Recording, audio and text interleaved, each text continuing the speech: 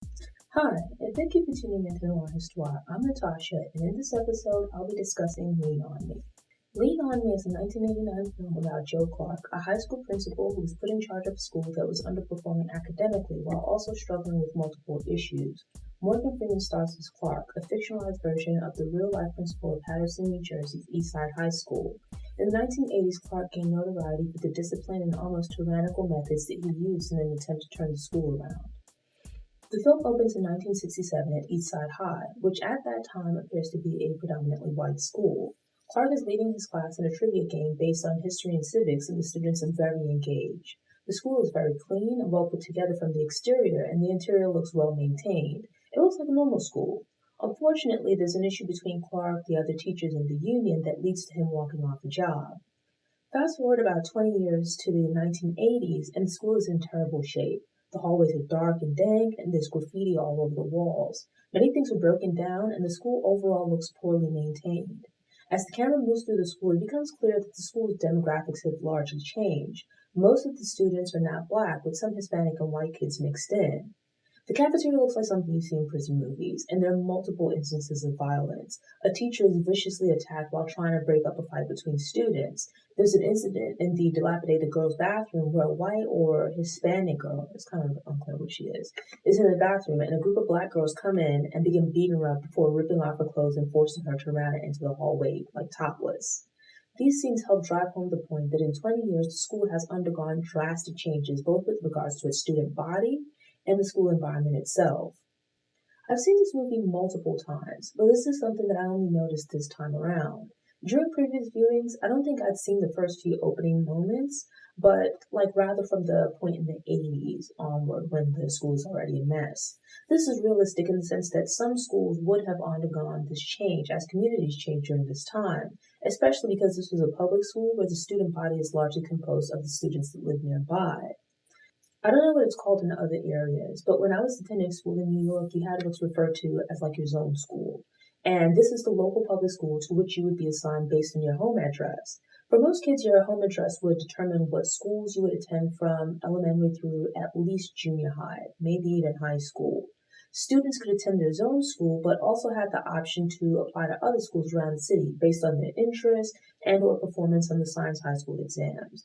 I only attended zone schools during elementary, as I attended a private preschool, and my mom was open to the opportunity for me to attend specialty schools outside of the neighborhood for junior high and high school. For the 60s to the 80s, and even probably before that, you would have had some changes with regards to the race and ethnic makeup of communities. Around the country, white flight and other issues resulted in some neighborhoods that had been primarily white becoming more diverse or even primarily black. In more recent years, gentrification has changed the demographic makeup of some formerly predominantly black neighborhoods. Given the period in which the movie takes place, it's therefore believable that these changes in the student body could have occurred. But what I take issue with is the idea that not only has the student body changed, but the school has gone from a seemingly nice place to send your kids in the 60s to a rundown hellhole in the 80s. You're shown the dramatic shift in students in the school building without any real context. Nothing is explicitly stated or explained at the outset, but instead the viewer is left to come to their own conclusions.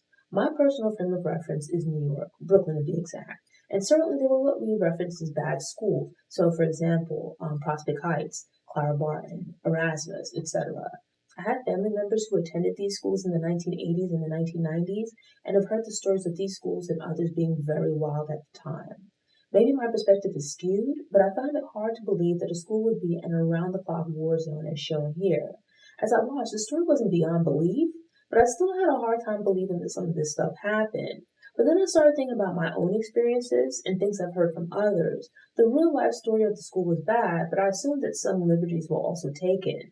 I've heard about students bringing box cutters, knives, or a gun into school, as I heard from my uncle. And I also remember my classmate bringing his grandfather's gun to school when we were like in the fourth grade or something like that. Not that it makes it any better, but his intent wasn't like to threaten or harm anyone, rather just to show it to the other boys to shoot cans, which, it could have resulted in a very unfortunate accident, but luckily nobody was hurt. Honestly, the opening scene seemed like something out of a prison movie, and even prisons aren't in a constant state of rioting. With no context, I raised an eyebrow at what was being implied about the school's condition since its change in demographics. Honestly, what are you trying to say? I was less curious about what the school's condition was and more concerned with how it became so run down. I can believe that you have kids who are drug dealers and or selling in school. But honestly, the young man dealing drugs, and I use the term young loosely because he doesn't look like any high school student I've ever seen. He looks like he's lived a long and full life and probably should have graduated several years prior. I went to high school with a few guys who had full beards, but this drug dealer guy looked like a grown man. Maybe it's a matter of casting movies where characters who are supposed to be teenagers are played by adults, so it skews what we think people should look like at particular ages. Thus, you end up with this weird thing of teenagers looking incredibly off. If he's then selling drugs for the older guy in the suit, why would that guy need to enter the school? If he's not there about a particular student, wouldn't the older dealer look out of place with his suit and briefcase? Some of the kids aren't misbehaving, but they're struggling academically. Yet there are others who are disruptive with regard to their behavior, and it goes beyond just constantly starting fights. I know several former classmates who work in education, but I've never worked in the field. I don't fully understand how school boards function or the typical procedures for expelling students, but I imagine that it would likely be a lot easier to manage these poorly performing schools if you could just, with the stroke of a pen, round up the problematic students and just kick them out. I highly doubt it works that way in reality. Let's say that some of these students have been at the school for 5 years, like super seniors. Being able to cherry pick and dismiss your problem children within just a few hours or even days of taking over a school would make teaching and keeping the school secure a lot easier. But that's not how things work in the real world. I would then question what happens after you expel these kids. What will that do to the community when you have this mass of kids who are causing trouble in school, but they're now running around the neighborhood unsupervised?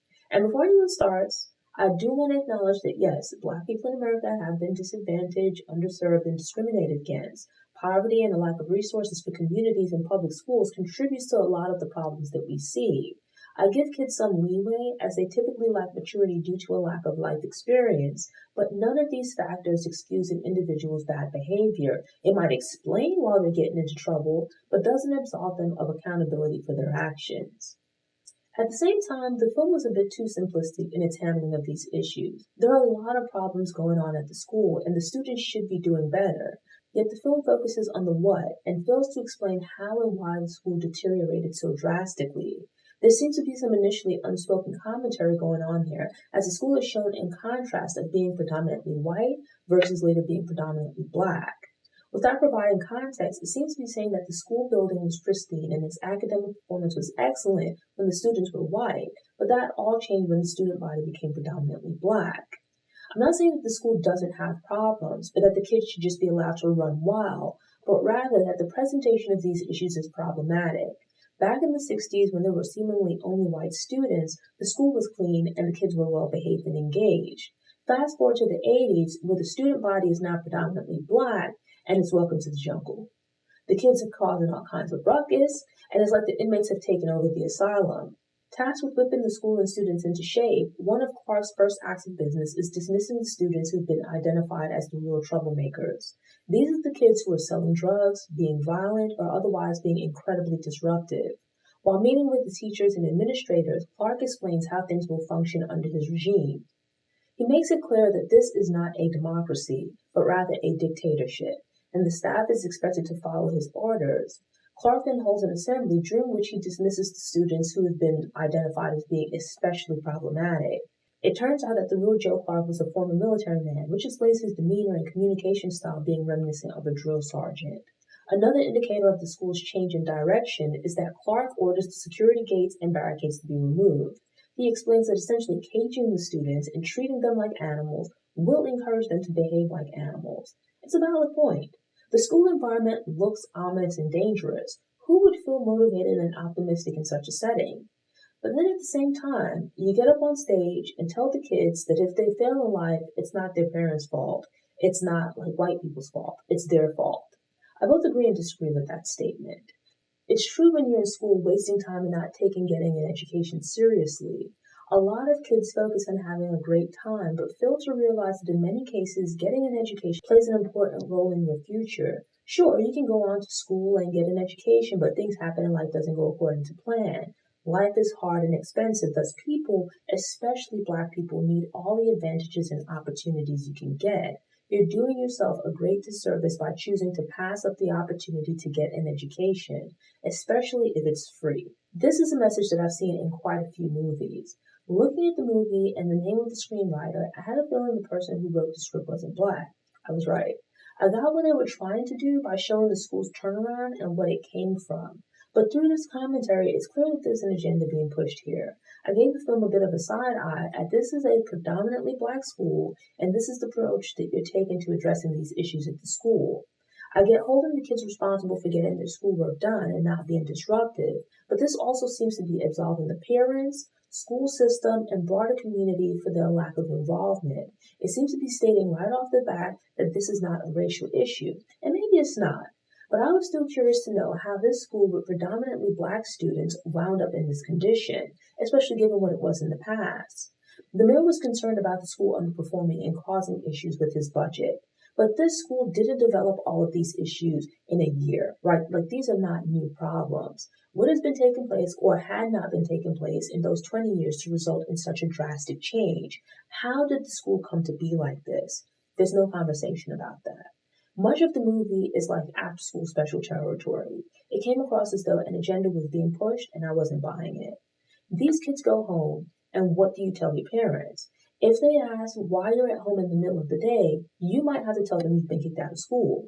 We don't know what's going on in these kids' homes. How engaged are the parents in their kids' education if they're at the point of being flagged for expulsion? Are the parents having issues themselves? Are these kids raising themselves, right? It's a mass of students, so we don't really know their individual situations as far as what's going on that's causing them to act out in school. None of that excuses their behavior, but it might offer some guidance for dealing with these issues at present and in the future. Having met with the staff and students on what appears to be the next day, or shortly thereafter, he meets with the parents. Some of the parents' concerns are valid. An important point to address is what exactly is the plan if you take these like problem kids and kick them out of the school. It's not enough to just say, well, these are problem children and let's get rid of them. You can separate them from the kids that are going to come to school and do what they have to do without causing problems, but something has to be done with them. It's broken down that there are like 3,000 kids at the school. 300 of those kids, or 10% of the students, are the real troublemakers. The other 2,700, or 90%, aren't causing any real problems, but a relatively large percentage are struggling academically. You can't allow 10% of students to disrupt the school and make it difficult for the other 90% to get an education. Thus, I can see the logic in identifying and separating them, but some type of conversation still needs to be held about what happens with those students who've been identified as being problems. Kicking them out of school resolves the problem for his specific school, but not the school district or community. It's like if you're a teacher with 30 students in your class, and behavior-wise, most of the class isn't a problem. But there are 3 students constantly disrupting the class by playing, talking, throwing furniture around, and bullying other kids. You can't allow that handful of students to disrupt the learning experience for the rest. The needs of those 27 kids can't be sacrificed for these 3 problematic children. In that instance, I can understand them being pulled out of class. If you're being a disruption, we have to consider the greater good for the class and what would be beneficial to most of the kids. That might mean suspending you until your parents come in, or even expelling you. But there's a process for all of that, and a conversation would be had about what's going to happen. Thus, there should have been a conversation beforehand, or even just a plan about what would be done with the 300 kids who've been expelled. To be clear, I'm not saying don't pull them out of class or even don't expel them from school, but what's the plan for them going forward as they are still students within the school district? Where I did take issue was with Clark making assumptions about the kids and their parents. I could see pointing out to the parents that they seemed unconcerned when their kids were carrying on and only got involved after their kids were kicked out. But that's assuming that administrators and or teachers were at least attempting to provide progress reports and have meetings with the parents. As a parent, you need to be involved with your kids' education and know what's going on with them at school. Are they doing their homework? Are they going to class? Are they doing what they need to do in school to ensure they're getting a proper education? If a parent is falling short in being engaged, these are perfectly valid questions to ask and points that are being made.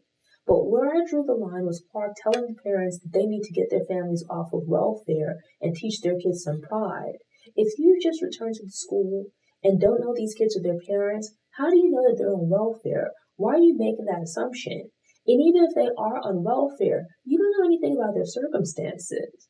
That says a lot about the manner in which you view these kids. If they're on welfare, it likely means that their family is going through some kind of issues and they need a bit of extra financial assistance. It's like saying your family is poor and getting some help from the government, but you need to stop to teach your kids pride.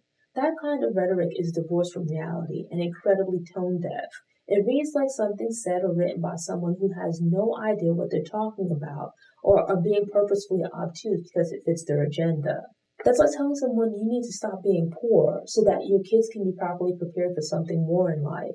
If it's that easy, why don't you help them to not be poor? It's ridiculous to basically tell those parents that their kids would be better in school if they weren't on welfare, as they'd have more pride in themselves. It's a twisted way of viewing the situation. It's completely different from stating that these kids might have low self-esteem because of being poor and the raggedy condition of their school and neighborhood. They might very well be playing around in school because they're distracted by other things in their lives and or feel like there's no point in focusing on school because they fail to realize how it might benefit them in the long term.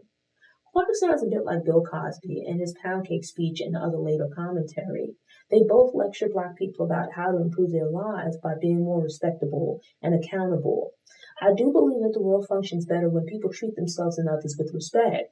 Being responsible and holding yourself accountable to standards is part of being an adult. But I also feel like some people harp on those things as a means of shifting attention away from the real issues.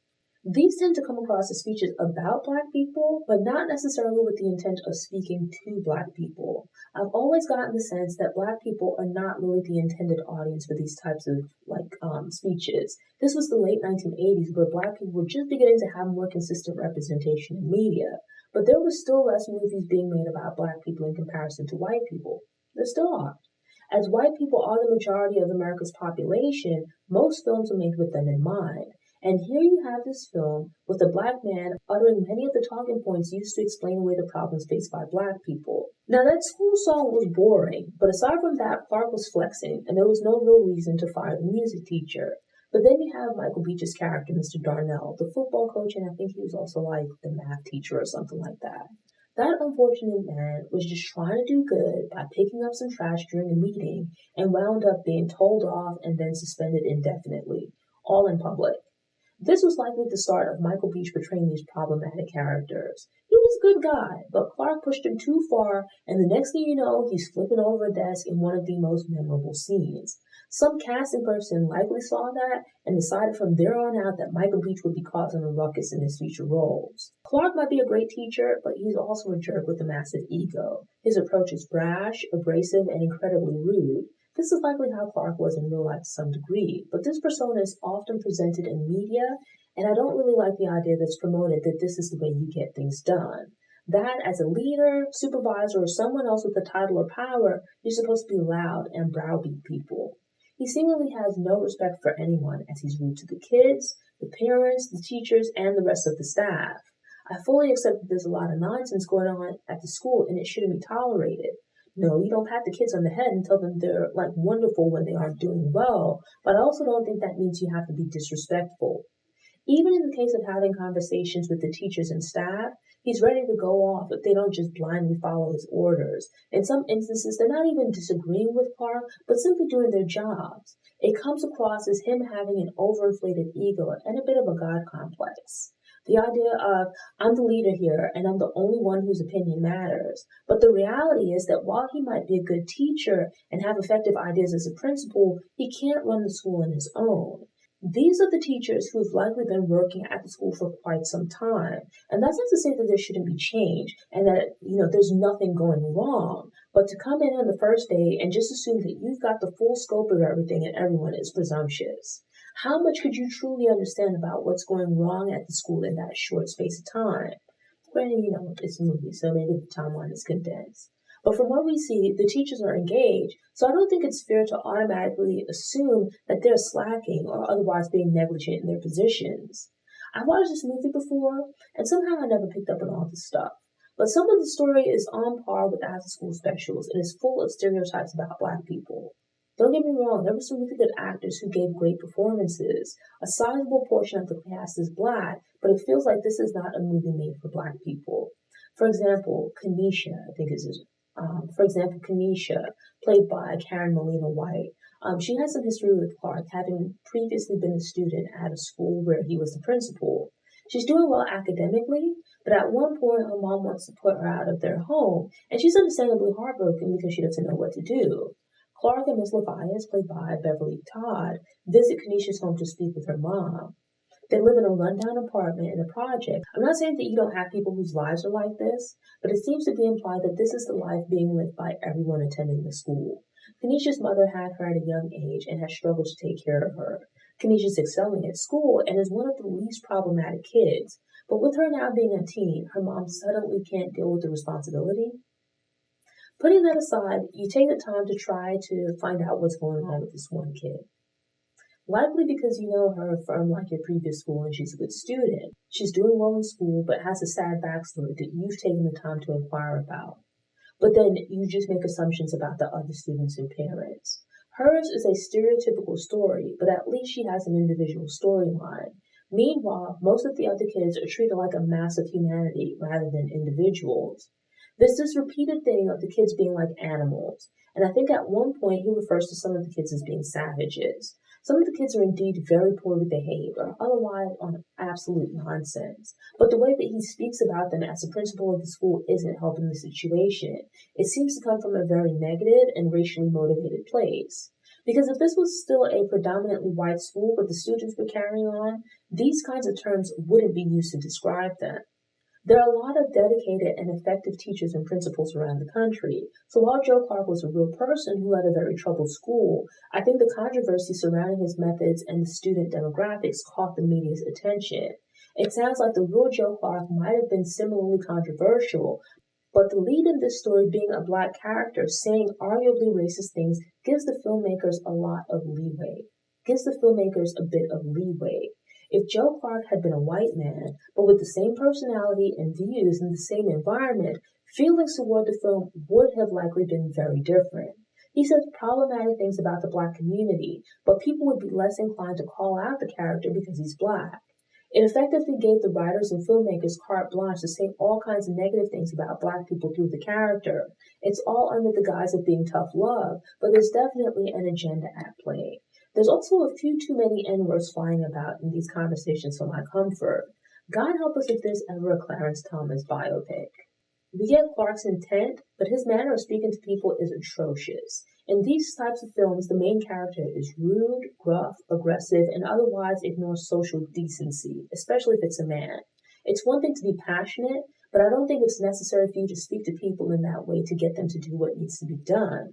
You don't have to be a pushover, but there's a healthy medium in between. There's a way for you to be straightforward and direct with people without being rude or brutal. I still appreciated Clark's goal of turning things around, but as one of the other characters mentions, he acts like it's a one-man effort. But for the most part, the teachers and administrators who were there when he arrived remain in place. The violence and really bad behavior settled down after the mass expulsion, and once tutoring, plays, choir practice, and other programs were implemented, the kids became more engaged. So you would have to ask, what really is the problem at the school? It remains unspoken that a large problem for the school seems to be a lack of resources. One of the most controversial changes, and for good reason, is that the school doesn't have proper security doors. Most sizable public buildings have a main entrance and other entrances. It's easy enough to enter through the main entrance because there's usually security personnel stationed at those doors. But side and rear entrances tend to have some kind of security bar so they alarm when opened. And can also be opened quickly in like an emergency. Yet this school, which has major issues with violence and drugs, has regular doors that students can open to let people in. That's a major security risk. Clark's solution was to put chains and locks on the doors because the school didn't have money to purchase the type of doors with alarms. But locking the other exits creates a fire hazard, but is that or allowing violence and drugs back into the school? He has the hallways repainted to cover the graffiti and has the cages removed. Thus, almost overnight, the physical school environment is transformed. But that speaks to a lack of maintenance and things likely going unrepaired for years. Clark is aggressive and takes an ends justify the means approach to reforming the school, yet he does have some good ideas, one of which is getting the parents more involved. The teachers are also doing more to not just educate, but also keep the students engaged. Certainly, some of the kids might have things going on in their lives outside of school, but most of the problems seem to be a result of a lack of resources. And unfortunately, as is the case with most things of this nature, politics are involved. Leona Barrett, played by Lynn Thigpen, is either a member of the PTA or school board who's involved with the school. She seems to be the parent of a child at the school or children at the school. There's then the mayor who's trying to ensure that he'll be reelected. They all have their own concerns and agendas, and they're not necessarily in line with what's in the best interest of the students in the school. There's now also media attention as a result of Clark's changes ruffling some feathers.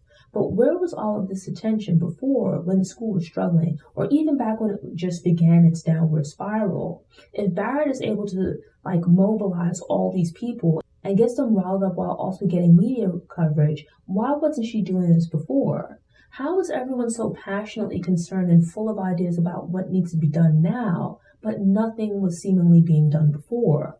It's like none of these factions cared or were paying attention. The mayor is concerned with his reelection, and Barrett wants to maintain control of the school board. If it was so bad, why weren't you having meetings and raising holy hell before about the abysmal test scores, the school's condition, and the violence? How are you okay with your children going to school at a place that looks like a prison when you have such access to the mayor?